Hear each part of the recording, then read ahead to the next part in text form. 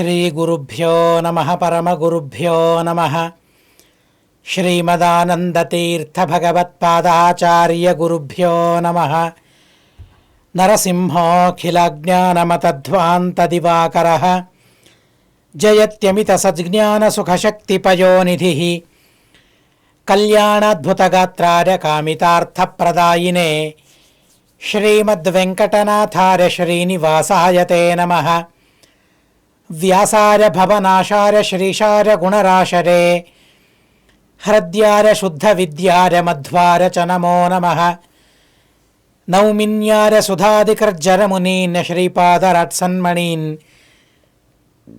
ವ್ಯಾಸಾರ್ಯಾನ್ ವಿವಿಧಾಗಮಾಬ್ಧಿವಿಹರಾನ್ ಶ್ರೀವಾದಿರಾಜಾನಪಿ ವಂದೇ ಹಂಸವರಾನ್ ರಘುತ್ತಮಗುರೂನ್ ವೈದಗ್ಧ್ಯವಾರಾಂ ನಿಧೀನ್ ಶ್ರೀ ಸತ್ಯವ್ರತ ರಾಘವೇಂದ್ರ ಮುನಿಪಾನ್ ಸದ್ಬೋಧ ಸಧ್ಯಾನಪಾನ್ ಸತ್ಯಾಭಿಜ್ಞಕರಾಬ್ಜೋತ್ಥಾನ್ ಪಂಚಾಶದ್ವರ್ಷ ಪೂಜಕಾನ್ ಸತ್ಯಪ್ರಮೋದತೀರ್ಥಾರ್ಯಾನ್ ನೌಮಿನ್ಯಾರ್ಯ ಸುಧಾರತಾನ್. ಶಾಸ್ತ್ರೇಷು ಪಾರದೃಶ್ವಾನಂ ಶಾಸ್ತ್ರಜ್ಞೇಷು ಚ ವತ್ಸಲಂ ದೀನಭಕ್ತೋದ್ಧಾರಕರಂ ಸತ್ಯಾತ್ಮಾನಂ ಗುರುಂ ಭಜೆ. ವಿದ್ಯಾಪೀಠ ವಿಧಾತಾರಂ ವಿದ್ಯಾವಾರಿಧಿ ಚಂದಿರಂ ವಿದ್ಯಾರ್ಥಿವತ್ಸಲಂ ವಂದೇ ಮಹಾಮಹಿಮ ಸದ್ಗುರುಂ. ಏಕಾದಶೀಮಹಂ ವಂದೇ ಪದ್ಮನಾಭಪ್ರಿಯಾಂ ತಿಥಿಂ ಷಟ್ತಿಲಾಂ ಸರ್ವಪಾಪಘ್ನೀಂ ಧನಧಾನ್ಯಪ್ರವರ್ಧಿನೀಂ. ಸ್ವಸ್ತ್ಯಸ್ತು ಹರಿಃ ಓಂ ಹರಿಃ ಓಂ ಹರಿಃ ಓಂ. ಪುಷ್ಯ ಕೃಷ್ಣ ಪಕ್ಷ ಏಕಾದಶಿಯ ಹತ್ತಿರ ನಾವಿದ್ದೇವೆ. ಪರಮ ಪವಿತ್ರವಾದ ದಿನ ಏಕಾದಶಿ. ಶುಕ್ಲ ಕೃಷ್ಣ ಎಂಬ ಭೇದ ಇಲ್ಲದೆ ಅಷ್ಟೇ ಪುಣ್ಯವನ್ನು ನಮಗೆ ಒದಗಿಸಿಕೊಡುವ, ಪುಣ್ಯಾಭಿವೃದ್ಧಿಯನ್ನು ಮಾಡಿಕೊಡುವ ಅತ್ಯದ್ಭುತವಾದ ದಿನ, ಹರಿದಿನ ಅದು ಏಕಾದಶಿ. ಪ್ರಸ್ತುತ ನಾವು ಪುಷ್ಯ ಕೃಷ್ಣ ಪಕ್ಷ ಏಕಾದಶಿಯ ಹೊಸ್ತಿಲಲ್ಲಿದ್ದೇವೆ. ಈ ಏಕಾದಶಿಯ ಮಹಿಮೆಯನ್ನು ತಿಳಿಸಬೇಕು ಅಂತ ಭವಿಷ್ಯೋತ್ತರ ಪುರಾಣದಲ್ಲಿ ದಾಲ್ಭ್ಯರು ಪ್ರಶ್ನೆ ಮಾಡಿದಾಗ ಪುಲಸ್ತ್ಯರು ಹೇಳ್ತಾರೆ, ಹಾಗೂ ನಾರದರಿಗೆ ಕೃಷ್ಣ ಪರಮಾತ್ಮ ಈ ಏಕಾದಶಿಯ ಮಹಿಮೆಯನ್ನು ತುಂಬ ಅದ್ಭುತವಾಗಿ ನಿರೂಪಣೆ ಮಾಡಿದ್ದಾನೆ. ಹಲವು ಹೊಸ ವಿಷಯಗಳು ಈ ಪುರಾಣದ ಈ ವಚನಗಳಲ್ಲಿ ನಮಗೆ ನೋಡಲಿಕ್ಕೆ ಸಿಗುತ್ತವೆ. ಮೊದಲಿಗೆ ದಾಲ್ಭ್ಯರು ಪ್ರಶ್ನೆ ಮಾಡ್ತಾರೆ, ಮರ್ತ್ಯಲೋಕೇತು ಸಂಪ್ರಾಪ್ತಾ ಪಾಪಂ ಕುರ್ವಂತಿ ಜಂತವಃ ಬ್ರಹ್ಮಹತ್ಯಾದಿ ಪಾಪೈಶ್ಚ ಅನ್ಯೈಶ್ಚ ವಿವಿಧೈರ್ಯುತಾಃ. ನಾನಾ ತರಹದ ಪಾಪಗಳನ್ನು ಮಾಡಿ ಜೀವ ಭೂಲೋಕಕ್ಕೆ ಬರ್ತಾನೆ. ಮನುಷ್ಯನಾಗಿ ತಾನು ಹುಟ್ಟುತ್ತಾನೆ. ಮನುಷ್ಯನಾಗಿ ಹುಟ್ಟಿದಾಗಲೂ ಕೂಡ ಅನೇಕ ವಿಧವಾದ ಪಾಪಗಳನ್ನು ಮಾಡ್ತಾನೆ. ಬ್ರಹ್ಮಹತ್ಯ, ಸುರಾಪಾನ, ಸ್ವರ್ಣಸ್ಥೇಯ, ವೃಷಲೀಗಮನ, ಅವರ ಸಂಗ ಮಾಡೋದು, ಹೀಗೆ ನಾನಾ ತರಹದ ಪಾಪಗಳಲ್ಲಿ ಮನುಷ್ಯ ಆಸಕ್ತನಾಗ್ತಾನೆ. ಆಸಕ್ತಿ ಇಲ್ಲದೇ ಇದ್ದರೂ ಅಜ್ಞಾನದಿಂದ ಪಾಪಗಳು ಘಟಿಸಿ ಹೋಗ್ತದೆ. ಅಂತೂ ಪಾಪಗಳನ್ನು ಮೂಟೆ ಕಟ್ಟಿಕೊಳ್ತಾನೆ ಮನುಷ್ಯ. ಇನ್ನೊಬ್ಬರ ಹಣವನ್ನು ದೋಚಿಕೊಳ್ತಾನೆ. ಇನ್ನೊಬ್ಬರಿಗೆ ಕಷ್ಟವಾಯಿತು ಅಂತಂದರೆ ತಾನು ಸುಖ ಪಡ್ತಾನೆ. ಇನ್ನೊಬ್ಬರಿಗೆ ಕಷ್ಟ ಕೊಡಬೇಕು ಅಂತ ಪ್ರಯತ್ನ ಮಾಡ್ತಾನೆ. ಇನ್ನೊಬ್ಬರಿಗೆ ಸುಖವಾಯಿತು ಅಂದರೆ ತಾನು ದುಃಖ ಪಡ್ತಾನೆ. ಈ ತರಹದ ವಿಚಿತ್ರವಾದ ಪಾಪಗಳನ್ನು ಮಾಡಿ ನರಕಕ್ಕೆ ಹೋಗ್ತಾನೆ. ತಂದೆ ತಾಯಿಗಳ ನಿಂದೆಯನ್ನು ಮಾಡ್ತಾನೆ, ಗುರುಗಳ ನಿಂದೆಯನ್ನು ಮಾಡ್ತಾನೆ. ನಾವು ಇವುಗಳನ್ನು ಮಾಡ್ತೇವೆ, ಕೇಳ್ತೇವೆ. ಕೇಳೋದು ಒಂದು ತರಹದ ಪಾಪವೇ. ಕೇಳೋದು, ಪಾಪವನ್ನು ಕೇಳೋದು, ಪಾಪವನ್ನು ನೋಡೋದು ಕೂಡ ಒಂದು ತರಹದ ಪಾಪವೇ. ಈ ತರಹದ ಪಾಪಗಳನ್ನೆಲ್ಲ ಮನುಷ್ಯ ಮಾಡ್ತಾನೆ. ವಿಷ್ಣು ನಿಂದೆಯನ್ನು ಮಾಡ್ತಾನೆ. ಈ ನಾನಾ ತರಹದ ಪಾಪಗಳನ್ನು ಮಾಡಿದಾಗ ಸಹಜವಾಗಿ ಅವನು ನರಕಕ್ಕೆ ಹೋಗ್ತಾನೆ. ಆ ಪಾಪ ಫಲವನ್ನು ಅನುಭವಿಸೋದಕ್ಕಾಗಿ ತಾನು ಎಂಥ ಪಾಪವನ್ನು ಮಾಡಿದ್ದಾನೆ, ಪಾಪಕ್ಕೆ ಅನುಗುಣವಾದ ನರಕದಲ್ಲಿ ಯಮದೂತರು ಅವರನ್ನು ಹಾಕ್ತಾರೆ. ಆದರೆ ಮನುಷ್ಯ ಪಾಪ ಮಾಡ್ತಾನೆ. ಆದರೆ ಆ ಪಾಪಕ್ಕೆ ತಕ್ಕ ಪ್ರಾಯಶ್ಚಿತ್ತವನ್ನು ಮಾಡಿಕೊಂಡು ಆ ಅತಿಶಯವಾದ ನರಕವನ್ನು ಹೊಂದಬಾರದು ಅಂತಾದರೆ, ಘೋರವಾದ ನರಕಗಳನ್ನು ಹೊಂದಬಾರದು ಅಂತಾದರೆ ಮಾಡಿದ ಪಾಪಗಳಿಗೆ ಪ್ರಾಯಶ್ಚಿತ್ತ ಏನು ಮಾಡಿಕೊಳ್ಳಬೇಕು ಅಂತ ದಾಲ್ಭ್ಯರು ಪರಮಸುಂದರವಾದ ಪ್ರಶ್ನೆಯನ್ನು ಮಾಡ್ತಾರೆ. ಮಾಡಿದಾಗ ಪುಲಸ್ತ್ಯರು ತುಂಬ ಸುಂದರವಾದ ಉತ್ತರವನ್ನು ಹೇಳ್ತಾರೆ. ಸಾಧು ಸಾಧು ಮಹಾಭಾಗ ಗುಹ್ಯಮೇತದುದಾಹೃತಂ ಎನ್ನ ಕಸ್ಯಚಿದಾಖ್ಯಾತಂ ಬ್ರಹ್ಮ ವಿಷ್ಣುಂದ್ರ ದೇವತೈ. ಬ್ರಹ್ಮ, ವಿಷ್ಣು, ರುದ್ರ ಮುಂತಾದ ದೇವತೆಗಳೂ ಸಹ ಈ ವಿಷಯವನ್ನು ಸಹಸ ಕಂಡವರಿಗೆಲ್ಲ ಉಪದೇಶ ಮಾಡೋದಿಲ್ಲ. ಯಾರಿಗೆ ಯೋಗ್ಯತೆ ಇದೆ, ಯಾರಿಗೆ ಆ ಯೋಗ ಇದೆ, ಉಪದೇಶವನ್ನು ಪಡೆಯುವ ಯೋಗ ಇದೆ, ಅಂಥವರಿಗೆ ಮಾತ್ರ ಉಪದೇಶವನ್ನು ಮಾಡ್ತಾರೆ. ಅಂಥ ಗುಹ್ಯವಾದ ರಹಸ್ಯವಾದ ತತ್ವ ಇದು. ಅಂಥ ತತ್ವವನ್ನು ನಾನು ನಿನಗೆ ಹೇಳ್ತೇನೆ ಅಂತ ಪ್ರಾರಂಭ ಮಾಡ್ತಾರೆ. ಹಲವು ಅಪರೂಪವಾದ ವಿಷಯಗಳನ್ನು ನಮಗೆ ಉಪದೇಶ ಮಾಡ್ತಾರೆ. ಮಾಘಸ್ನಾನವನ್ನು ನಾವು ಪ್ರಾರಂಭ ಮಾಡ್ತೇವೆ. ಮಾಘಸ್ನಾನ ಪ್ರಾರಂಭ ಮಾಡಿದಾಗ ಅದು ಮಾಘ ಮಾಸ ಇದ್ದಂತೆಯೇ ಈಗ ಮಾಘಸ್ನಾನ ಪ್ರಾರಂಭವಾಗಿ ಹೋಗಿಬಿಟ್ಟಿದೆ. ಹೀಗಾಗಿ ಈ ಮಾಘಸ್ನಾನ ನಾವೇನು ಪ್ರಾರಂಭ ಮಾಡ್ತೇವೆ, ಅರ್ಥಾತ್ ಪುಷ್ಯ ಮಾಸದಲ್ಲಿ ಆ ಸಂದರ್ಭದಲ್ಲಿ ಮಾಘಸ್ನಾನವನ್ನು ಮಾಡಬೇಕು, ಶುದ್ಧನಾಗಬೇಕು, ಇಂದ್ರಿಯಗಳನ್ನೆಲ್ಲ ಹತೋಟಿಯಲ್ಲಿಟ್ಟಬೇಕು, ಕಾಮ, ಕ್ರೋಧ, ಲೋಭ, ಮೋಹ, ಮದ, ಮಾತ್ಸರ್ಯಗಳನ್ನು ಬಿಟ್ಟು ಬಿಡಬೇಕು. ಸರ್ವದೇವೋತ್ತಮನಾದ ಆ ಪರಮಾತ್ಮನ ಸ್ಮರಣೆಯನ್ನು ಪ್ರತಿನಿತ್ಯ ಮಾಡಿಕೊಳ್ಳಬೇಕು. ಆಂಧ್ರ ದೇಶದಲ್ಲಿ, ತೆಲುಗು ರಾಷ್ಟ್ರಗಳಲ್ಲಿ ಮತ್ತು ಆ ತೆಲುಗು ರಾಷ್ಟ್ರದ ಆಸುಪಾಸಿನಲ್ಲಿರತಕ್ಕಂತಹ ಅನೇಕ ಕರ್ನಾಟಕದ ಪ್ರದೇಶಗಳಲ್ಲಿಯೂ ಸಹ ಗೋಮಯದಿಂದ, ಆ ತೆಲುಗುದಲ್ಲಿ ಅದನ್ನು ಗೊಬ್ಬಿಳ್ಳು ಅಂತ ಕರೀತಾರೆ, ಆ ಗೋಮಯದಿಂದ ಪಿಂಡವನ್ನು ಮಾಡ್ತಾರೆ. ಸ್ವಲ್ಪ ಉದ್ದನೆಯ ಆಕಾರದಲ್ಲಿ ಪಿಂಡಗಳನ್ನು ಮಾಡ್ತಾರೆ. ಆ ಪಿಂಡಗಳನ್ನು ಮನೆಯ ಮುಂದೆ ರಂಗೋಲಿಯಲ್ಲಿ ಇಡ್ತಾರೆ. ಬಹುಶಃ ಈ ಆಚಾರವನ್ನು ಹೇಳ್ತಾ ಇದ್ದಾರೋ ಏನೋ, ಇಲ್ಲಿ ಹೇಳಿದ್ದು ಬೇರೆ, ಅಲ್ಲಿ ಮಾಡೋದು ಬೇರೆ, ವಿಧಾನಗಳು ಬೇರೆ ಬೇರೆ ರೀತಿಯಾಗಿದೆ. ಆದರೆ ಆ ಮಾತನ್ನು ಇಲ್ಲಿ ತಿಳಿಸಿದಂತೆ ನನಗೆ ತೋರ್ತಾ ಇದೆ. ನೆಲದ ಮೇಲೆ ಗೋಮಯ ಬೀಳದೇ ಇದ್ದಂತೆ ಆ ಗೋಮಯವನ್ನು ಸಂಗ್ರಹ ಮಾಡಿಕೊಳ್ಳಬೇಕಂತೆ. ನೆಲದ ಮೇಲೆ ಬಿದ್ದ ಗೋಮಯವಲ್ಲ, ನೆಲದ ಮೇಲೆ ಬೀಳದೇ ಇದ್ದಂತೆ ಗೋಮಯವನ್ನು ಸಂಗ್ರಹ ಮಾಡಿಕೊಳ್ಳಬೇಕು ಅಂತ ಹೇಳ್ತಾರೆ. ನಾನು ಅನೇಕ ವೈದ್ಯಕೀಯ ಗ್ರಂಥಗಳಲ್ಲಿ ಓದಿದ್ದೇನೆ. ಆ ನೆಲದ ಸ್ಪರ್ಶವಾಗದೇ ಇರುವ ಗೋಮಯ ಏನಿದೆಯಲ್ಲ, ಆ ಗೋಮಯ ಅನೇಕ ತರಹದ ಚರ್ಮವ್ಯಾಧಿಗಳಿಗೆ ಔಷಧ ಅಂತ ಹೇಳಿದ್ದಾರೆ. ಆದ್ದರಿಂದ ಅದು ಪರಿಶುದ್ಧವಾದದ್ದು. ನೆಲದ ಭೂಮಿಯ ಸ್ಪರ್ಶವಾಗದೇ ಇರುವ ಗೋಮಯಕ್ಕೆ ಒಂದು ವಿಚಿತ್ರವಾದ ಪಾವಿತ್ರ್ಯ ಇರ್ತದೆ ಅಂತ ಅನ್ನೋದು ಮಾತ್ರ ನಾವು ಗ್ರಂಥಗಳಲ್ಲಿ ನೋಡ್ತೇವೆ. ಪ್ರಕೃತ ಈ ಪುರಾಣಗಳಲ್ಲಿ ನಾವು ನೋಡ್ತಾ ಇದ್ದೇವೆ. ಭವಿಷ್ಯೋತ್ತರ ಪುರಾಣದಲ್ಲಿ ನಾವು ನೋಡ್ತಾ ಇದ್ದೇವೆ. ಭೂಮಾ ವಪತಿತಂ ಗ್ರಾಹ್ಯಂ ಗೋಮಯಂ ತತ್ರ ಮಾನವೈಹಿ. ನೆಲದ ಮೇಲೆ ಬೀಳದೇ ಇದ್ದಂತೆ ಆ ಗೋಮಯವನ್ನು ಪವಿತ್ರವಾದ ಶುದ್ಧವಾದ ಪಾತ್ರೆಯಲ್ಲಿ ಆ ಗೋಮಯವನ್ನು ಸಂಗ್ರಹ ಮಾಡಿಕೊಳ್ಳಬೇಕಂತೆ. ಆ ಗೋಮಯದಲ್ಲಿ ಎಳ್ಳು ಹಾಕಿ, ಆಮೇಲೆ ಹತ್ತಿಯನ್ನು ಹಾಕಿ 108 ಪಿಂಡಗಳನ್ನು ಮಾಡಬೇಕು ಅಂತ ಇಷ್ಟು ವಿಚಾರ ಮಾತ್ರ ಇಲ್ಲಿ ತಿಳಿಸಿದ್ದಾರೆ. ಆ ಗೋಮಯದ ಪಿಂಡಗಳನ್ನು ಎಲ್ಲಿಡಬೇಕು, ಹೇಗೆ ಅವುಗಳನ್ನು ಅರ್ಚನೆ ಮಾಡಬೇಕು, ಇದು ಯಾವುದರ ಪ್ರಸಕ್ತಿ ಇಲ್ಲೂ ಇಲ್ಲ.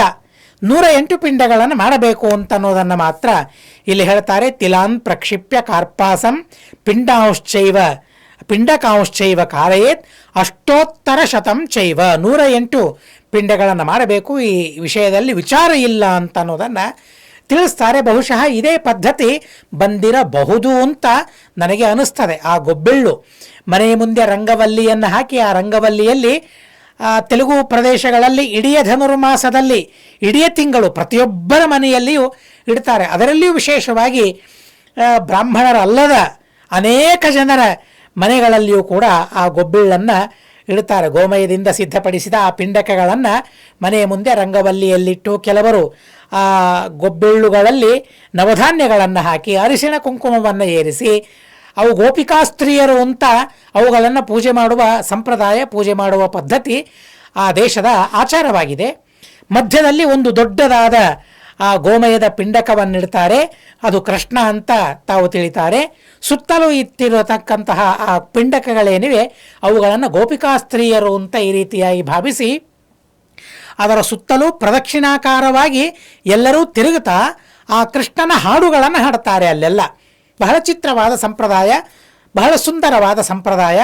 ಅನೇಕ ಕರ್ನಾಟಕದ ಭಾಗಗಳಲ್ಲಿಯೂ ಕೂಡ ಆ ತರಹದ ಸಂಪ್ರದಾಯ ಇದೆ. ಆ ಸಂಪ್ರದಾಯಕ್ಕೆ ಈ ಮಾತುಗಳು ಮೂಲ ಆಗಿರಬಹುದು ಅಂತ ನನಗನ್ನಿಸ್ತದೆ.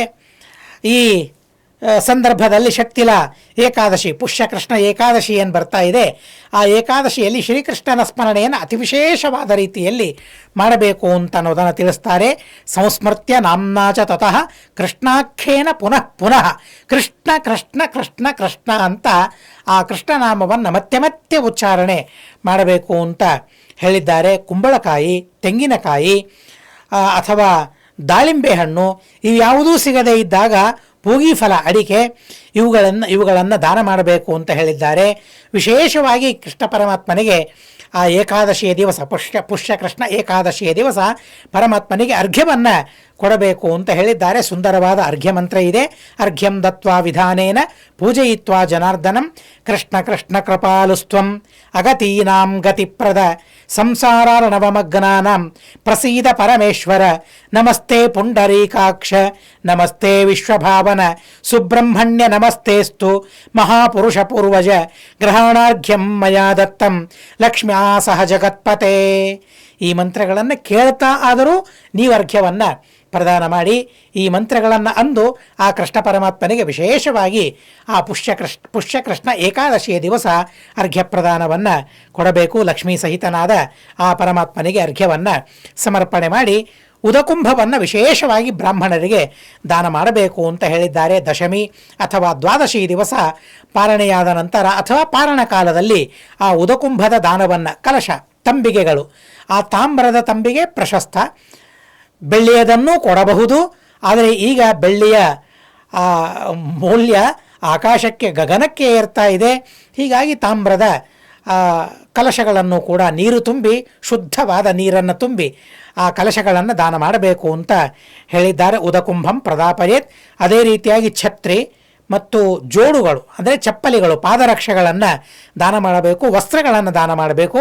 ವಸ್ತ್ರಗಳನ್ನು ದಾನ ಮಾಡಿ ಕೃಷ್ಣೋಮೇ ಪ್ರಿಯತಾಮಿತಿ, ಕೃಷ್ಣ ಪ್ರೀತನಾಗಲಿ ಅಂತ ಹೇಳಿ ಬ್ರಾಹ್ಮಣರಿಗೆ ಆ ತರಹದ ವಸ್ತುಗಳನ್ನು ದಾನ ಮಾಡಬೇಕು. ಕೃಷ್ಣ ಧೇನುವನ್ನು, ಕಪ್ಪು ಆಕಳನ್ನು ದಾನ ಮಾಡಬೇಕು ಅಂತ ಹೇಳಿದ್ದಾರೆ. ಬಹಳ ಪ್ರಶಸ್ತವಾದ ದಾನ. ಯಥಾಶಕ್ತಿಯ ದ್ವಿಜೋತ್ತಮ, ತನ್ನ ಶಕ್ತಿಗೆ ಅನುಗುಣವಾಗಿ ಈ ಎಲ್ಲ ದಾನಗಳನ್ನು ಮಾಡಬೇಕು. ತಿಲಪಾತ್ರವನ್ನು ದಾನ ಮಾಡಬೇಕು ಅಂತ ಹೇಳಿದ್ದಾರೆ. ಮಕರ ಸಂಕ್ರಮಣ ಸಂಪ್ರಾಪ್ತವಾಗ್ತಾ ಇರ್ತದೆ. ಹೀಗಾಗಿ ಆ ಉದ್ದೇಶದಿಂದ ತಿಲಪಾತ್ರವನ್ನು ಕೂಡ ದಾನ ಮಾಡಬೇಕು ವಿಶೇಷವಾಗಿ ಅಂತ ಹೇಳಿದ್ದಾರೆ. ಶ್ವೇತ ತಿಲ, ಕೃಷ್ಣ ತಿಲ, ಅವುಗಳನ್ನು ಬೇರೆ ಬೇರೆ ಸಂದರ್ಭಗಳಲ್ಲಿ ಉಪಯೋಗಿಸುವ ಪದ್ಧತಿಯನ್ನು ಹೇಳಿದ್ದಾರೆ. ಸ್ನಾನ ಪ್ರಾಶನಯೋ ಶಸ್ತಾಹ ಶ್ವೇತಾಹ ಕೃಷ್ಣಾಹ ತಿಲಾ ಮುನೆ. ಆ ಮುನಿಗಳಿಗೆ, ದಾಲ್ಭ ಮುನಿಗಳಿಗೆ ಹೇಳ್ತಾ ಇದ್ದಾರೆ ಪುಲಸ್ತ್ಯರು, ಸ್ನಾನ ಮಾಡೋದಕ್ಕಾಗಿಯೂ ತಿಲ ಪ್ರಶಸ್ತವಾಗಿದೆ. ಸಂಕ್ರಮಣ ದಿವಸ ಆ ಎಳ್ಳನ್ನು ಹಚ್ಚಿಕೊಂಡು ಸ್ನಾನವನ್ನು ಮಾಡ್ತೇವೆ. ಹಾಗೆ ಸ್ನಾನ ಮಾಡೋದಕ್ಕಾಗಿ, ಪ್ರಾಶನ ಮಾಡೋದಕ್ಕಾಗಿ, ತಿನ್ನೋದಕ್ಕಾಗಿಯೂ ಕೂಡ ಆ ಪ್ರಶಸ್ತವಾಗಿದೆ. ತರ್ಪಣಕ್ಕಾಗಿಯೂ ಕೂಡ ಕೃಷ್ಣ ತಿಲಗಳು ಪ್ರಶಸ್ತವಾಗಿದೆ. ಅಂಥ ತಿಲಗಳನ್ನು ತನ್ನ ಶಕ್ತಿಗೆ ಅನುಗುಣವಾಗಿ ದಾನ ಮಾಡಬೇಕು ಅಂತ ಹೇಳಿದ್ದಾರೆ. ಎಳ್ಳನ್ನು ಬೆಳೆಸಬೇಕು, ಕ್ಷೇತ್ರದಲ್ಲಿ ಹೊಲಗಳಲ್ಲಿ ಎಳ್ಳನ್ನು ಬೆಳೆಸಬೇಕು ಅಂತ ಹೇಳಿದ್ದಾರೆ. ಎಳ್ಳನ್ನು ಬೆಳೆಸೋದರಿಂದಲೂ ಕೂಡ ಅತಿ ವಿಚಿತ್ರವಾದ ಪುಣ್ಯ ಇದೆ ಅಂತ ಪುರಾಣ ಹೇಳ್ತದೆ. ತಿಲ ಪ್ರರೋಹಜಾಹ ಕ್ಷೇತ್ರೇ ಯಾವತ್ ಸಂಖ್ಯಾ ತಿಲಾದ್ವಿಜ ತಾವದ್ ವರ್ಷ ಸಹಸ್ರಾಣಿ ಸ್ವರ್ಗಲೋಕೆ ಮಹೀಯತೆ. ಎಷ್ಟು ಸಂಖ್ಯೆಯ ಎಳ್ಳನ್ನು ಅವನು ಬೆಳೆಸ್ತಾನಲ್ಲ ಅಷ್ಟು ಕಾಲದವರೆಗೆ ಅವನು ಸ್ವರ್ಗಲೋಕದಲ್ಲಿ ಮಹಿತನಾಗಿ ಪೂಜ್ಯನಾಗಿ ಅವನಿರ್ತಾನೆ ಅಂತ ಹೇಳಿದ್ದಾರೆ. ಎಳ್ಳನ್ನು 6 ರೀತಿಯಾಗಿ ಈ ಸಂಕ್ರಮಣದ ದಿವಸ ನಾವು ಉಪಯೋಗಿಸಬೇಕು ಅಂತ ಹೇಳಿದ್ದಾರೆ. ದ್ವಾದಶಿ, ಯದ್ಯಪಿ ಏಕಾದಶಿ ರಾತ್ರಿ ಸಂಕ್ರಮಣವಾಗ್ತದೆ, ಆದರೆ ಸಂಕ್ರಮಣದ ನಿಯಮಗಳನ್ನು, ತರ್ಪಣ ಮುಂತಾದ ನಿಯಮಗಳೇನಿದೆಯಲ್ಲ ಆ ನಿಯಮಗಳನ್ನು ದ್ವಾದಶಿ ದಿವಸ ಪಾಲನೆ ಮಾಡಬೇಕು. ಹೀಗಾಗಿ ದ್ವಾದಶಿ ದಿವಸ ಆ ಎಳ್ಳಿನಿಂದ ಸ್ನಾನ ಮಾಡೋದು, ಎಳ್ಳನ್ನು ನೀರಿನಲ್ಲಿ ಎಳ್ಳು ಹಾಕಿಕೊಂಡು ಸ್ನಾನ ಮಾಡೋದು, ಎಳ್ಳಿನಿಂದ ಮೈಯನ್ನೆಲ್ಲ ತಿಕ್ಕಿಕೊಳ್ಳೋದು, ಎಳ್ಳಿನಿಂದ ಹೋಮ ಮಾಡೋದು, ತಿಲಹೋಮಿ, ತಿಲೋದಕಿ, ಅವತ್ತಿನ ದಿವಸ ತಿಲೋದಕವನ್ನು ಕೊಡಬೇಕು ಅಂತ ಹೇಳಿದ್ದಾರೆ. ಇನ್ನೂ ಹಲವರು ಆ ಬಿಳಿ ಎಳ್ಳನ್ನು ನೀರಿನಲ್ಲಿ ಹಾಕಿಕೊಂಡು ಅದನ್ನು ಕುಡಿಯಬೇಕು ಅಂತ ಹೇಳ್ತಾರೆ.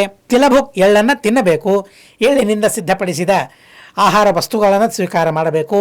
ಹಾಗೂ ತಿಲದಾತ, ಸ್ನಾನ ಮಾಡೋದಕ್ಕಾಗಿ, ಉದ್ವರ್ತನಕ್ಕಾಗಿ ಹೋಮ ಹಾಗೂ ತಿಲೋದಕ, ತಿಲ ಭೋಜನ ಮತ್ತು ತಿಲದಾನ, ಹೀಗೆ 6 ರೀತಿಯಾಗಿ ತಿಲವನ್ನು ಮಕರ ಸಂಕ್ರಮಣ ದಿವಸ ಉಪಯೋಗಿಸೋದರಿಂದ ವಿಶೇಷವಾದ ಪಾಪಗಳ ನಾಶವಾಗ್ತದೆ ಅಂತ ರೀತಿಯಾಗಿ ಬಹಳ ವಿಶಿಷ್ಟವಾದ ಮಾತುಗಳನ್ನು, ಅಪರೂಪವಾಗಿರತಕ್ಕಂತಹ ಕೆಲವು ಸಂಪ್ರದಾಯಗಳನ್ನು ಇಲ್ಲಿ ಪುಲಸ್ತ್ಯರು ದಾಲ್ಭೆರೆಗೆ ತಿಳಿಸ್ತಾರೆ.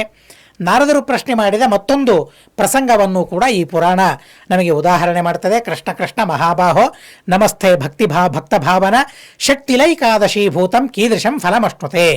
ಷಟ್ಟಿಲ ಏಕಾದಶಿಯನ್ನು ಪರಿಪಾಲನೆ ಮಾಡೋದರಿಂದ, ಅದರ ಆಚರಣೆ ಮಾಡೋದರಿಂದ ಯಾವ ಫಲ ಸಿಗುತ್ತದೆ, ಅದರ ಇತಿಹಾಸ ಏನು, ಅವುಗಳನ್ನೆಲ್ಲ ತಿಳಿಸಬೇಕು ಅಂತ ಕೇಳಿದಾಗ ಕೃಷ್ಣ ಪರಮಾತ್ಮ ಹೇಳ್ತಾನೆ, ಆ ಷಟ್ಟಿಲ ಈ ಏಕಾದಶಿಯ ಮಹಿಮೆ ಏನು ಅಂತ ನಾನು ತಿಳಿಸ್ತೇನೆ ಕೇಳು. ಮೃತ್ಯುಲೋಕ, ಯಾವುದದು ಭೂಲೋಕವನ್ನೇ ಮೃತ್ಯುಲೋಕ ಅಂತ ವ್ಯವಹಾರ ಮಾಡ್ತಾರೆ ನೋಡಿ. ನಮ್ಮ ಲೋಕವನ್ನು ಯಾವ ರೀತಿಯಾಗಿ ಪುರಾಣಗಳು ವ್ಯವಹಾರ ಮಾಡಿದೆ ಅಂತ.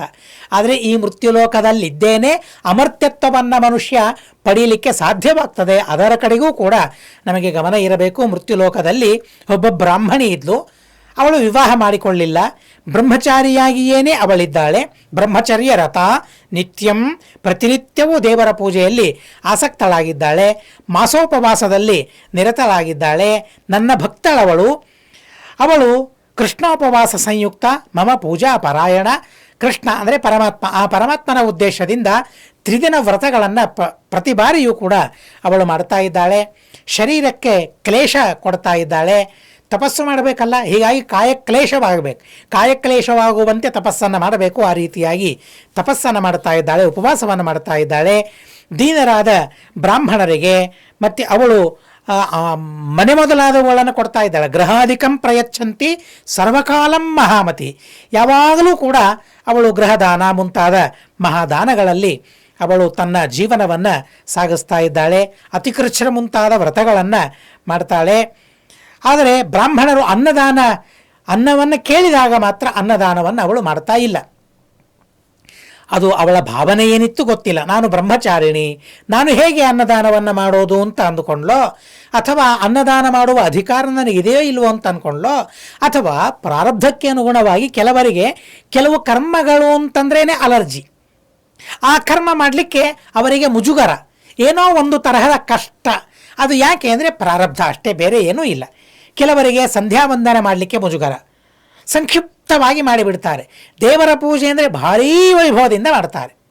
ಪಾರಾಯಣ ಅಂದರೆ ಹಗಲು ರಾತ್ರಿ ಕುಳಿತುಕೊಂಡು ಕೆಲವರು ಪಾರಾಯಣ ಮಾಡ್ತಾರೆ. ಆದರೆ ದೇವರ ಪೂಜೆ ಮಾಡಲಿಕ್ಕೆ ಬಹಳ ಸಂಕ್ಷೇಪವಾಗಿ ಮಾಡಿಬಿಡ್ತಾರೆ. ಕೆಲವರಿಗೆ ಪಾರಾಯಣ ಮಾಡಲಿಕ್ಕೆ ಆಗೋದಿಲ್ಲ. ಪಾರಾಯಣ ಅಂದರೆ ಬಹಳ ಕ್ಲೇಶ. ಕೆಲವರಿಗೆ ದೇವರ ಪೂಜೆಯನ್ನಾಗಲಿ ಉಳಿದ ಕೆಲಸಗಳನ್ನಾಗಲಿ ಮಾಡ್ತಾರೆ. ಒಬ್ಬೊಬ್ಬರಿಗೆ ಒಂದೊಂದು ಕಾರ್ಯಗಳಲ್ಲಿ ಸತ್ಕರ್ಮಗಳಲ್ಲಿ ಒಲವು ಇರ್ತದೆ. ಅದೇ ರೀತಿಯಾಗಿ ಒಂದೊಂದು ಕರ್ಮ ಅಂದರೆ ಕಷ್ಟ ಅಂತ ಅಂದುಕೊಳ್ತಾರೆ. ಇವೆಲ್ಲದಕ್ಕೂ ಪ್ರಾರಬ್ಧವೇ ಮೂಲ. ಅವಳಿಗೆ ಅನ್ನದಾನ ಮಾಡಬೇಕು ಅಂತಂದರೆ ಯಾಕೆ ಮಾಡುವ ಮನಸ್ಸು ಅವಳಿಗೆ ಇಲ್ಲ. ಒಂದು ದಿವಸ ಒಬ್ಬ ಬ್ರಾಹ್ಮಣ ಬರ್ತಾನೆ. ಬ್ರಾಹ್ಮಣನಿಗೆ ಹಸಿವಾಗಿದೆ ಬಹಳ, ಅನ್ನ ಬೇಕು ಅಂತ ಅವನು ಕೇಳ್ತಾನೆ. ಅನ್ನ ಬೇಕು ಅಂತ ಕೇಳಿದಾಗ ಕಾಪಾಲಂ ರೂಪಮಾಸ್ಥಾಯ ಏತದ್ ಜಿಜ್ಞಾಸಯ ಬ್ರಹ್ಮನ್ ಮೃತ್ಯುಲೋಕಮುಪಾಗತಃ ಕಾಪಾಲಂ ರೂಪಮಾಸ್ಥಾಯ ಭಿಕ್ಷಾಪಾತ್ರೇಣ ಯಾಚಿತ. ಪರಮಾತ್ಮನೇ ಒಂದು ದಿನ ಆ ಕಾಪಾಲ ಅಂದರೆ ಭಿಕ್ಷುಕ ವೇಷವನ್ನು ಧಾರಣೆ ಮಾಡಿಕೊಂಡು ಆ ಪರಮಾತ್ಮನೇ ಹೋಗ್ತಾನಂತೆ. ಕೃಷ್ಣ ಪರಮಾತ್ಮನೇ ಅವಳ ಮನೆಯ ಮುಂದೆ ಹೋಗಿ ನಿಂತು ಭವತಿ ಭಿಕ್ಷಾಂ ದೇಹಿ ಅಂತ ಭಿಕ್ಷೆಯನ್ನು ಕೇಳ್ತಾನೆ. ಕೇಳಿದಾಗ ಬ್ರಾಹ್ಮಣ, ನೀನು ಎಲ್ಲಿಂದ ಬಂದಿದ್ದೀಯಪ್ಪ, ನಿಜವಾಗಿ ನನಗೆ ಹೇಳು ಅಂತ ಕೇಳ್ತಾಳೆ. ಮತ್ತೆ ಅವನು ತನ್ನ ವಿಚಾರವನ್ನೇನು ಹೇಳಿದೆ, ನನಗೆ ಭಿಕ್ಷೆ ಬೇಕು ಅಂತ ಮತ್ತೆ ಕೇಳ್ತಾನೆ. ಬಹಳ ಸಿಟ್ಟು ಬರ್ತದೆ ಆ ಬ್ರಾಹ್ಮಣಿಗೆ. ಸಿಟ್ಟು ಬಂದು ಮಣ್ಣಿನ ಒಂದು ಹೆಂಟೆಯನ್ನು ಆ ಭಿಕ್ಷಾಪಾತ್ರೆಯಲ್ಲಿ ಹಾಕಿಬಿಡ್ತಾಳೆ ಅವಳು ಬ್ರಾಹ್ಮಣಿ. ಹಾಕಿದಾಗ ಆಯಿತು ಅಂತ ಹೇಳಿ ಆ ಬ್ರಾಹ್ಮಣನು ಹೊರಟು ಹೋಗಿಬಿಟ್ಟ. ಇಷ್ಟಾಯಿತು, ಅವಳು ವಿಶೇಷವಾದ ಪುಣ್ಯವನ್ನು ಮಾಡಿದ್ದಾಳೆ, ಧರ್ಮಗಳನ್ನು ಮಾಡಿದ್ದಾಳೆ ಅಂತ ಅನ್ನೋದಕ್ಕಾಗಿ ಅವಳಿಗೆ ಸ್ವರ್ಗವಾಗಿದೆ. ತಾನು ಮಾಡಿದ ಗೃಹದಾನ ಮುಂತಾದವುಗಳಿಂದ ಅಲ್ಲಿ ಒಂದು ಒಳ್ಳೆಯ ಮನೆಯೂ ಸಿಕ್ಕಿದೆ ಸ್ವರ್ಗಲೋಕದಲ್ಲಿ. ಆ ಮನೆಯನ್ನು ಪ್ರವೇಶ ಮಾಡ್ತಾಳೆ. ಆದರೆ ಮನೆಯಲ್ಲಿ ತಿನ್ನೋದಕ್ಕಾಗಿ, ಉಣ್ಣೋದಕ್ಕಾಗಿ, ಕುಡಿಯೋದಕ್ಕಾಗಿ ಯಾವ ಆಹಾರ ಪದಾರ್ಥಗಳು ಇಲ್ಲ. ಅಂಥ ಮನೆ ಇದ್ದರೆ ಏನು, ಬಿಟ್ಟರೆ ಏನು, ಅಂಥ ಮನೆ ಯಾರಿಗೆ ಬೇಕು? ಬೇಕಾಗಿಲ್ಲ. ಬಹಳ ವಿಚಾರ ಮಾಡ್ತಾಳೆ, ಇವತ್ತು ಬರ್ತದೆ ನಾಳೆ ಬರ್ತದೆ ಅಂತ. ಕೊನೆ ತನಕ ಮನೆ ಮಾತ್ರ ಬಹಳ ಭವ್ಯವಾದ ಮನೆ, ಬಹಳ ವೈಭವ ಮನೆ. ಆದರೆ ಮನೆಯಲ್ಲಿ ತಿನ್ನೋದಕ್ಕಾಗಿ ಉಣ್ಣೋದಕ್ಕಾಗಿ ಏನೂ ಇಲ್ಲ. ಅಂಥ ಮನೆಯನ್ನು ನೋಡ್ತಾಳೆ. ಕೊನೆಗೆ ಅವಳಿಗೆ ಸಿಟ್ಟು ಬರ್ತದೆ. ಕ್ರೋಧದಿಂದ ಪರಮಾತ್ಮನ ಹತ್ತಿರ ಹೋಗ್ತಾಳಂತೆ. ಆ ಲೋಕದಲ್ಲಿರುವ ಸ್ವರ್ಗ ಲೋಕದಲ್ಲಿರುವ ಪರಮಾತ್ಮನ ಹತ್ತಿರ ಅವಳು ಹೋಗ್ತಾಳೆ. ಪರಮಾತ್ಮ ಹೇಳ್ತಾನೆ, ತಾವದ್ಗ್ರಹಾದ್ ವಿನಿಷ್ಕ್ರಮ್ಯ ಮಮಾಂತೆ ಚಾಗತಾ ದ್ವಿಜ. ನನ್ನ ಹತ್ತಿರ ಅವಳು ಬರ್ತಾಳೆ ಅಂತ ಪರಮಾತ್ಮ ಹೇಳ್ತಾ ಇದ್ದಾನೆ. ಬಹಳ ಸಿಟ್ಟು ಅವಳಲ್ಲಿದೆ. ಅವಳು ಬಂದು ಹೇಳ್ತಾಳಂತೆ, ಕಂಪ್ಲೇಂಟ್ ಮಾಡ್ತಾಳೆ, ನಾನು ಬೇಕಾದಷ್ಟು ವ್ರತಗಳನ್ನು ಮಾಡಿದ್ದೇನೆ, ಕೃಚ್ಛ್ರ ವ್ರತಗಳನ್ನು ಮಾಡಿದ್ದೇನೆ, ಉಪವಾಸಗಳನ್ನು ಮತ್ತೆ ಮತ್ತೆ ಮಾಡಿದ್ದೇನೆ, ಮಾಸೋಪವಾಸವನ್ನು ಮಾಡಿದ್ದೇನೆ, ನಿನ್ನ ಪೂಜೆಯನ್ನು ಮಾಡಿದ್ದೇನೆ, ನನಗೆ ಮನೆ ಸಿಕ್ಕಿದೆ, ಆದರೆ ಮನೆಯಲ್ಲಿ ಮಾತ್ರ ತಿನ್ನೋದಕ್ಕಾಗಿ ಉಣ್ಣೋದಕ್ಕಾಗಿ ಏನೂ ಇಲ್ಲ, ಯಾಕೆ ಹೀಗಾಗಿದೆ ಅಂತ ಕಂಪ್ಲೇಂಟ್ ಕೊಡ್ತಾಳೆ. ದೇವರಿಗೆ ಹೋಗಿ ದೂರು ನೀಡುತ್ತಾಳೆ ಪರಮಾತ್ಮನಿಗೆ. ದೂರು ನೀಡಿದಾಗ ಪರಮಾತ್ಮನಿಗೆ ಅವಳ ಮೇಲೆ ಬಹಳ ಕರುಣಾಸಾಗರ ಪರಮಾತ್ಮ. ಅವಳು ಮಾಡಿದ ತಪ್ಪನ್ನು ಹೇಳಬಹುದಾಗಿತ್ತು ಪರಮಾತ್ಮ, ಆದರೆ ಹೇಳೋದಿಲ್ಲ. ಅವಳು ಅದಕ್ಕಿಂತಲೂ ಪೂರ್ವಜನ್ಮದಲ್ಲಿ ಮತ್ತೂ ವಿಶಿಷ್ಟವಾದ ಕರ್ಮಗಳನ್ನು ಮಾಡಿದ್ದಾಳೆ. ಆ ಕರ್ಮಕ್ಕೆ ಅನುಗುಣವಾಗಿ ಅವಳಿಗೆ ಭೋಗಭಾಗ್ಯಗಳು ಸಲ್ಲಬೇಕು ಅಂತಂತ ವಿಚಾರ ಮಾಡಿ ಪರಮಾತ್ಮ ಹೇಳ್ತಾನೆ, ನೋಡಮ್ಮ, ನೀನು ಮನೆಗೆ ಹೋಗಿ ಬಾಗಿಲು ಹಾಕೋ. ಬಾಗಿಲು ಹಾಕಿಕೊಂಡಾಗ ಅನೇಕ ದೇವತಾ ಸ್ತ್ರೀಯರು ಬರ್ತಾರೆ, ಬಾಗಿಲು ಬಾರಿಸ್ತಾರೆ. ಆದರೆ ಬಾಗಿಲು ತೆಗಿಬೇಡ, ನೀನೊಂದು ಮಾತು ಕೇಳವರಿಗೆ, ನಿಮ್ಮಲ್ಲಿ ಯಾರಾದರೂ ಶಕ್ತಿಲ ಏಕಾದಶಿಯ ಮಹಿಮೆಯನ್ನು ನೀವು ಹೇಳಿದರೆ ನಾನು ಅವರಿಗೆ ಬಾಗಿಲು ತೆಗಿತೇನೆ ಅಂತ ನೀನು ಹೇಳು. ಶಕ್ತಿಲ ಏಕಾದಶಿಯ ಮಹಿಮೆಯನ್ನು ತಿಳಿಯದ ನಂತರ ನೀನು ಬಾಗಿಲು ತೆಗಿಬೇಕು ಅಂತ ಹೇಳ್ತಾರೆ. ಹಾಗೆ ಆಗಲಿ ಅಂತ ಮನೆಗೆ ಹೋಗ್ತಾಳೆ, ಬಾಗಿಲು ಹಾಕಿಕೊಳ್ತಾಳೆ. ಅನೇಕ ದೇವತಾ ಸ್ತ್ರೀಯರು ಬರ್ತಾರೆ, ಬಾಗಿಲು ಬಾರಿಸ್ತಾರೆ, ನಾವು ಬಂದಿದ್ದೇವೆ ಅಂತ ಹೇಳ್ತಾರೆ. ಆದರೆ ಒಳಗಿನಿಂದ ಅವಳಂತಾಳೆ, ಶಕ್ತಿಲ ವ್ರತದ ಪುಣ್ಯವನ್ನು ನೀವು ಹೇಳಿ ಅವಶ್ಯವಾಗಿ ನಾನು ದ್ವಾರದ ಉದ್ಘಾಟನವನ್ನು ಮಾಡ್ತೇನೆ, ಬಾಗಿಲು ತೆಗಿತೇನೆ ಅಂತ ಅಂದಾಗ ಉಳಿದ ಯಾವ ದೇವತೆಗಳು ಹೇಳೋದಿಲ್ಲ. ದೇವತೆಗಳು ಹೇಳೋದಿಲ್ಲ ಅಂತಂದರೆ ಅವ್ರಿಗೆ ಗೊತ್ತಿಲ್ಲ ಅಂತ ಸರ್ವಥಾ ಅಲ್ಲ. ಯಾವ ದೇವತೆಯಿಂದ ಇವಳು ಉಪದೇಶ ಪಡಿಬೇಕಾಗಿದೆಯಲ್ಲ ಅವಳೇ ಹೇಳಬೇಕು, ಅವಳಿಂದಲೇ ಉಪದೇಶ ಪಡಿಬೇಕು. ಎಲ್ಲರಿಂದ ಉಪದೇಶ ಸಾಧ್ಯ ಇಲ್ಲ. ಉದ್ಧವ ವಿದುರನಿಗೆ ಉಪದೇಶ ಮಾಡಲಿಲ್ಲ. ಉದ್ಧವ ಹೇಳ್ತಾನೆ, ನಿನಗಾಗಿ ಮೈತ್ರೇಯರಿಗೆ ಆದೇಶ ಮಾಡಿದ್ದಾನೆ ಪರಮಾತ್ಮ. ಹೀಗಾಗಿ ವಿದುರ ಕೇಳಿದ ಪ್ರಶ್ನೆಗಳಿಗೆ ಉತ್ತರ ಸಮಾಧಾನ ಹೇಳುವ ಸಾಮರ್ಥ್ಯ ಉದ್ಧವನಿಗೆ ಇದ್ದರೂ ಕೂಡ ಕೃಷ್ಣ ಪರಮಾತ್ಮ ಮೈತ್ರೇಯರನ್ನು ನಿಯೋಜನೆ ಮಾಡಿದ್ದಾನೆ. ಹೀಗಾಗಿ ಅವರಿಂದಲೇ ತತ್ವೋಪದೇಶವನ್ನು ಪಡಿಬೇಕಾಗಿದೆ ವಿದುರ ಅನ್ನೋದಕ್ಕಾಗಿ ಅಲ್ಲಿಗೆ ಕಳಿಸ್ತಾನೆ. ಹಾಗೆ ಯಾರಿಂದ ಯಾವಾಗ ತತ್ವೋಪದೇಶವನ್ನು ಪಡೆಯುವ ಅದು ಪ್ರಾರಬ್ಧವೇ. ಇಂಥವರಿಂದ ತತ್ವೋಪದೇಶವಾಗಬೇಕು ಅಂತ ಪ್ರಾರಬ್ಧ ಇರ್ತದೆ, ಅಂಥವರಿಂದಲೇ ತತ್ವೋಪದೇಶ ಆಗ್ತದೆ. ಬಹಳ ವಿಚಿತ್ರ, ಜನ್ಮವೇ ಬಹಳ ವಿಚಿತ್ರ, ಜೀವನವೇ ಬಹಳ ವಿಚಿತ್ರ. ಯಾರಲ್ಲಿಯೋ ಅಧ್ಯಯನ ಮಾಡಬೇಕು ಅಂತ ನಾವು ಅಂದುಕೊಂಡಿರ್ತೇವೆ, ಆದರೆ ಮತ್ಯಾರಿಂದಲೋ ನಮಗೆ ಅಧ್ಯಯನವಾಗಿ ಬಿಟ್ಟಿರ್ತದೆ. ಪ್ರಾರಬ್ಧ, ಹಣೆ ಬರಹ ಇದೆಲ್ಲವೂ ಕೂಡ ನಮ್ಮ ಹಣೆಯಲ್ಲಿ ಬರದಂತೆ ಆಗ್ತದೆ. ಹೀಗಾಗಿ ಉಳಿದ ದೇವತೆಗಳೆಲ್ಲ ಸುಮ್ಮನೆ ಕೊಡ್ತಾರೆ. ಒಬ್ಬಳು ಮಾತ್ರ ಅಲ್ಲಿ ಶಕ್ತಿಲ ಏಕಾದಶಿಯ ಮಹಿಮೆಯನ್ನು ಹೇಳ್ತಾಳೆ. ಹೇಳಿದಾಗ ಬಾಗಿಲನ್ನು ತೆಗಿತಾಳೆ. ಅವಳು ಒಳಗೆ ಹೋಗ್ತಾಳೆ. ದೇವತಾ ಸ್ತ್ರೀ ನೋಡಿದಾಗ ಅವಳು ಅಂದ್ಕೊಳ್ತಾಳೆ, ನ ದೇವಿ ನ ಚ ಗಂಧರ್ವಿ ನಾಸುರಿ ನ ಚ ಪನ್ನಗಿ ದೃಷ್ಟಾಪೂರ್ವಂ ತಥಾ ನಾರಿ ಯಾದೃಶೀಯಂ ದ್ವಿಯರ್ಷಭ. ಎಂಥ ಅದ್ಭುತವಾಗಿರತಕ್ಕಂತಹ ರೂಪ, ಎಂಥ ಅದ್ಭುತವಾದ ಸೌಂದರ್ಯ, ದೇವತೆಗಳ ಸೌಂದರ್ಯದಂತೆ ನಿನ್ನ ಸೌಂದರ್ಯ ಇದೆ ಅಂತ ಹೇಳಿ ದೇವೀನಾಮುಪದೇಶೇನ ಶಕ್ತಿಲಾಯ ವ್ರತಂ ಕೃತಂ. ಆ ದೇವಿಯ ಉಪದೇಶದಿಂದ ಅವಳು ಶಕ್ತಿಲಾ ಉಪವಾಸವನ್ನು ಮಾಡ್ತಾಳಂತೆ ಸ್ವರ್ಗಲೋಕದಲ್ಲಿ. ಶಕ್ತಿಲಾ ಉಪವಾಸವನ್ನು ಮಾಡಿದ ಕೂಡಲೇ ಸರ್ವಂ ಗ್ರಹಂ ಸುಸಂಪನ್ನಂ ಶಕ್ತಿಲಾಯ ಪ್ರಸಾದತಃ. ಆ ಮನೆಯಲ್ಲಿ ಆ ಶಕ್ತಿಲಾ ಏಕಾದಶಿ ಮಾಡಿದ್ದಾಳೆ. ಮಾರನೇ ದಿವಸವೇ ಪಾಲನೆಗಾಗಿ ಬೇಕಾದಷ್ಟು ಧಾನ್ಯ ಸಮೃದ್ಧಿ ಆ ಮನೆಯಲ್ಲಿ ಆಗಿ ಹೋಗಿಬಿಟ್ಟಿದೆಯಂತೆ ಶಕ್ತಿಲಾ ವ್ರತ ಉಪವಾಸವನ್ನು ಮಾಡೋದರ ಪ್ರಭಾವದಿಂದ. ಆದ್ದರಿಂದಾಗಿ ಕೃಷ್ಣ ಪರಮಾತ್ಮ ಹೇಳ್ತಾನೆ, ಅತಿತೃಷ್ಣಾ ನ ಕರ್ತವ್ಯ ವಿತ್ತಶಾಠ್ಯಂ ವಿವರ್ಜರೇತ್ ಆತ್ಮವಿತ್ತಾನುಸಾರೇಣ ತಿಲಾನ್ ವಸ್ತ್ರಾದಿ ದಾಪಯೇತ್. ವಸ್ತುಗಳ ಮೇಲೆ ಅತಿಯಾದ ಆಸೆಯನ್ನು ಮಾಡಬಾರದು. ಯಾಕೆ, ಎಲ್ಲ ವಸ್ತುಗಳನ್ನು ಎಲ್ಲ ವಿಷಯಗಳನ್ನು ನಾವು ಭೋಗ ಮಾಡ್ತೀವ. ಸಂಪಾದನೆ ಮಾಡಿದ್ದನ್ನೆಲ್ಲ ಭೋಗ ಮಾಡಲಿಕ್ಕೆ ನಮ್ಮ ಕಡೆಯಿಂದ ಆಗ್ತದೆ, ಆಗೋದಿಲ್ಲ ಅಲ್ಲ. ಹೀಗಾಗಿ ವಿಷಯಗಳ ಮೇಲೆ ವಸ್ತುಗಳ ಮೇಲೆ ಆಸೆ ಮಾಡಿ, ಆದರೆ ಅತಿತೃಷ್ಣಾನ ಕರ್ತವ್ಯ, ಅತಿಯಾದ ಆಸೆಯನ್ನು ಮಾತ್ರ ಮಾಡಬಾರದು ಅಂತ ಹೇಳ್ತಾರೆ. ಅತಿ ಆಸೆ ಗತಿಗೀಡು ಅಂತ ಅಂತಾರಲ್ಲ, ಬಹುಶಃ ಇದೇ ಮಾತಿನಿಂದ ಬಂದ ಗಾದೆ ಅಂತ ನಮಗೆ ಅನ್ನಿಸ್ತದೆ. ಅತಿತೃಷ್ಣೆಯನ್ನು ಮಾಡಬಾರದು, ಅತ್ಯಾಸೆಯನ್ನು ಮಾಡಬಾರದು, ವಿತ್ತ ಶಾಠ್ಯವನ್ನು ಪರಿತ್ಯಾಗ ಮಾಡಬೇಕು. ನನಗಿಷ್ಟು ಹಣ ಇದೆ ಅಂತ ಶಾಠ್ಯತನವನ್ನು ಸರ್ವಥಾ ತೋರಿಸಬಾರದು. ತನ್ನ ಹಣಕ್ಕೆ ಅನುಗುಣವಾಗಿ ಎಳ್ಳು, ವಸ್ತ್ರ, ಆಹಾರ ಮುಂತಾದ ವಸ್ತ್ರಗಳನ್ನು ದಾನ ಮಾಡಬೇಕು. ಈ ರೀತಿಯಾಗಿ ಮಾಡೋದರಿಂದ ಜನ್ಮ ಜನ್ಮದಲ್ಲಿಯೂ ಕೂಡ ಆರೋಗ್ಯ ಅವರಿಗೆ ಸಿದ್ಧವಾಗ್ತದೆ ಅಂತ ಹೇಳ್ತಾರೆ. ಲಭತೇಚ ಏವಂ ಆರೋಗ್ಯಂ ತಥೋ ಜನ್ಮನಿ. ಹೀಗಾಗಿ ನಮಗೆ ರೋಗ ಇದೆ ಅಂತಾದಾಗ ಆ ರೋಗದ ಪರಿಹಾರಕ್ಕಾಗಿ ದಾನ ಅತಿ ಪ್ರಶಸ್ತವಾದ ಉಪಾಯ ಅಂತ ಹೇಳ್ತಾರೆ. ಅತಿ ಪ್ರಶಸ್ತವಾದ ಉಪಾಯ. ಹಾಗೆ ದಾನ ಮಾಡೋದರಿಂದ ಈ ಜನ್ಮದಲ್ಲಿ ಹೇಗೋ ಏನು ಮಾಡಿದ್ದೇವೆ ಹಿಂದಿನ ಜನ್ಮದಲ್ಲಿ ಗೊತ್ತಿಲ್ಲ, ಈ ಜನ್ಮದಲ್ಲಿ ರೋಗಗಳು ನಮ್ಮನ್ನು ಕಾಡುತ್ತಾ ಇದೆ. ಈ ರೋಗಗಳ ಕಾಡಾಟ ಮುಂದಿನ ಜನ್ಮದಲ್ಲಿ ಇರಬಾರದು ಅಂತ ಆಗಿದ್ದರೆ ಈ ಜನ್ಮದಲ್ಲಿ ಅವಶ್ಯವಾಗಿ ನಾವು ದಾನ ಮಾಡಬೇಕು ಅಂತ ಹೇಳ್ತಾರೆ. ದಾನ ಮಾಡೋದರಿಂದ ಎಂಥ ಅದ್ಭುತವಾದ ಲಾಭ. ಪುರಾಣ ನಮಗೆ ತಿಳಿಸ್ತದೆ. ಕೃಷ್ಣ ಪರಮಾತ್ಮ ಹೇಳ್ತಾನೆ, ದಾನ ಮಾಡೋದರಿಂದ ದಾರಿದ್ರ್ಯ ಇರೋದಿಲ್ಲ, ದಾನ ಮಾಡೋದರಿಂದ ಕಷ್ಟ ಇರೋದಿಲ್ಲ, ದಾನ ಮಾಡೋದರಿಂದ ದೌರ್ಭಾಗ್ಯ ಬರೋದಿಲ್ಲ, ನಭವೇದ್ಧಿ ದ್ವಿಜಶ್ರೇಷ್ಠ ಬರೋದಿಲ್ಲ.